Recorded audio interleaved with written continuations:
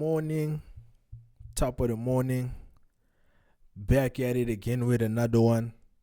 And today we're looking at the Nasdaq. If you don't know now, you know. Be sure to give us a follow on Twitter.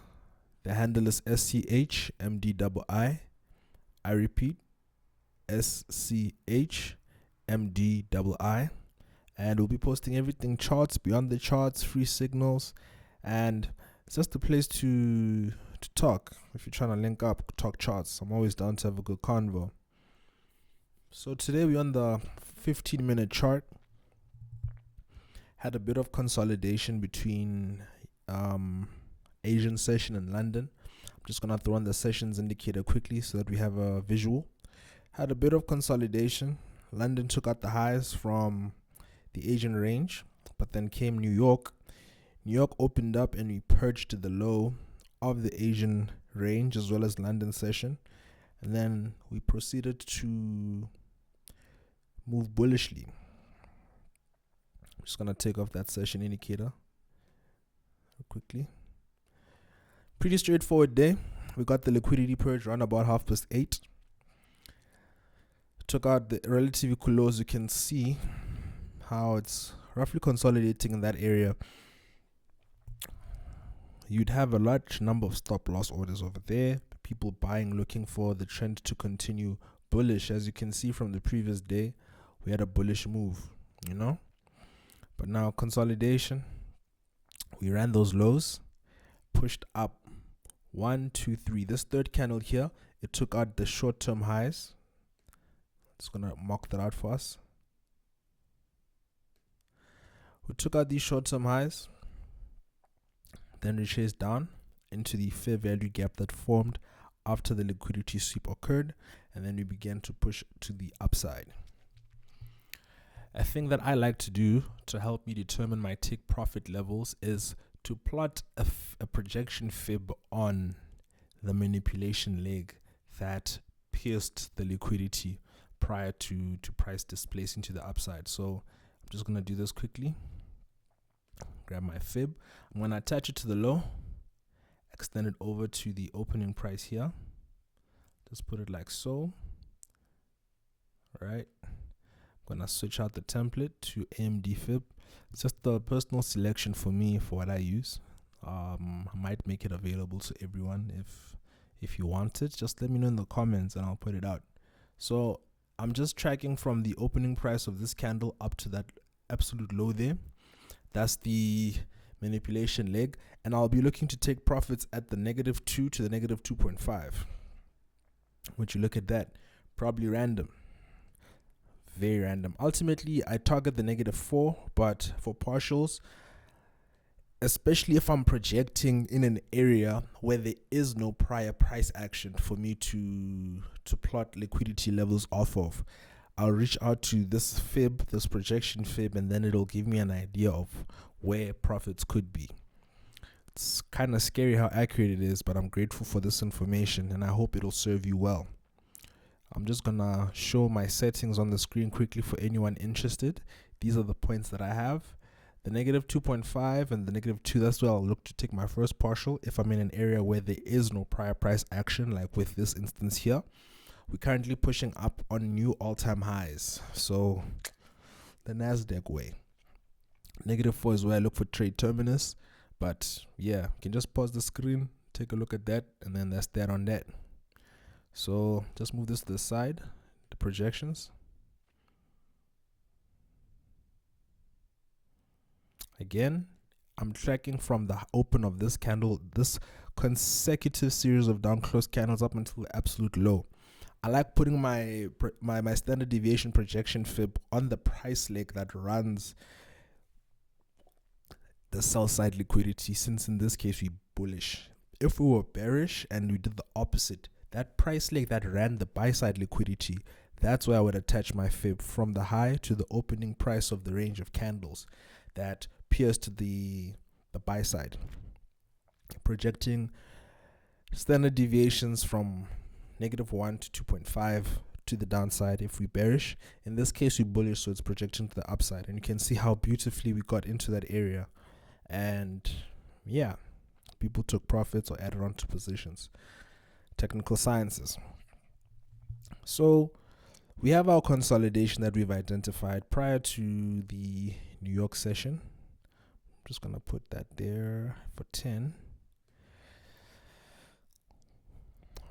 10 is obviously when I look to take my entries from 10 till 11. Nothing before that. You can see that consolidation.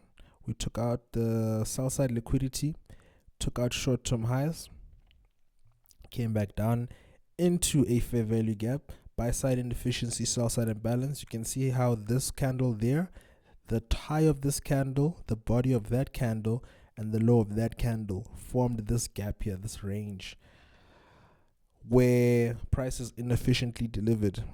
Picture it like you're painting on a wall if you have a paint roller. So when you take your paint roller and you move the roller in one direction, there will be pockets where you just need to come back again with the roller and fill those pockets up with paint, as it's not fully or properly painted over. That's the same logic that I employ here with these fair value gaps. It's an area in the price action where price expands aggressively in one direction, where there's patches that need to be refilled. And that's indeed what happened with this wick here that came at 10 a.m. It's very important to make note of when these structures form after liquidity struck. I would ideally like for a liquidity sweep to occur after 10 and the fair value gap to form after 10 as well. But in some instances, if the liquidity has clearly been struck and then we break short-term structure, in this instance it was a high, and you come back, then it's a no-brainer. I can't even think twice. Just go in. I'm going to take my fib. I'm going to place it or attach it at the low of that using the candle body. And I'm going to place it at that high using the candle body. I'm going to switch to my projection fib. Go to settings. I'm going to take out the projections because I'm not trying to determine target areas. I've already done that. Right now, I'm just looking for OTE, which is the 0.62 and 0.79 areas. That's where ideally, or in most instances, you can find a nice trade. Now, would you look at that? The fair value gap lines up with the OTE. Price does run down into the fair value gap, and it also taps into the OTE level as well at 10. That would have been proper full sniper entry. Very beautiful. I'm just gonna remove this to make my charts a bit cleaner. Another thing of note, we had a change in state of delivery. So you'll notice here how in this price run here, we had this up close candle. When price was bearish, that up close candle would have acted as resistance or an area where price would push off against to continue to the downside. Here you can see that it flipped and it's now offering us support instead of resistance, since price is now moving bullishly. Just gonna highlight that candle, change color to perhaps what? Let me just make it, let's give it this breaker one for now. This candle here is now offering us support. You can see how price, we don't get any candle closures below this. The wicks do the damage, but the bodies will tell the story. Very random, as you can see there. And then price proceeds to push up bullishly.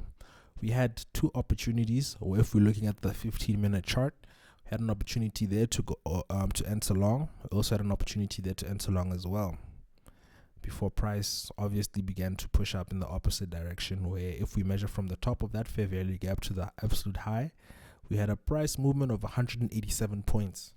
Not bad at all. Definitely not bad. I hope everyone was able to chow, or now that they've seen this phenomena, they'll be looking for it or anticipating it in their next trading session. So it's very simple. Anticipate the sweep of liquidity at the sell side or buy side. After that's happened, anticipate that price will displace in the opposite direction, breaking short-term highs. Could have looked at this one here as well. That's a short-term high that got broken. That's another one as well. Short-term high broken. Price will then return back into an area of inefficiency or fair value gap. That's my personal favorite PD array from ICT that I use to find my entries. Even better if it lines up with an order block. In this case, it lined up with this previous one here. Order block there, over there, support after taking liquidity. And then you can use that projection fib to get an idea of roughly where can you take your profits. I personally place or attach my projection fib on the price leg that swept the liquidity, be it buy side or sell side. Use that, get my projections, anticipate an entry in between the hours of 10 a.m. and 11 a.m. And then the rest is history. Another day, another dollar. Very straightforward.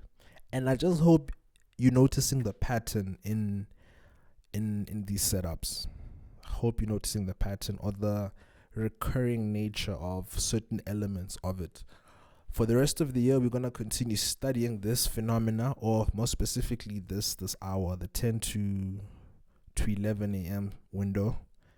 And road to consistency. If you found value in this, please like, share, leave a comment. If you want to see anything specific, leave a question and I will do so. And let's all grow. In the words of my mentor, stay safe and happy trading.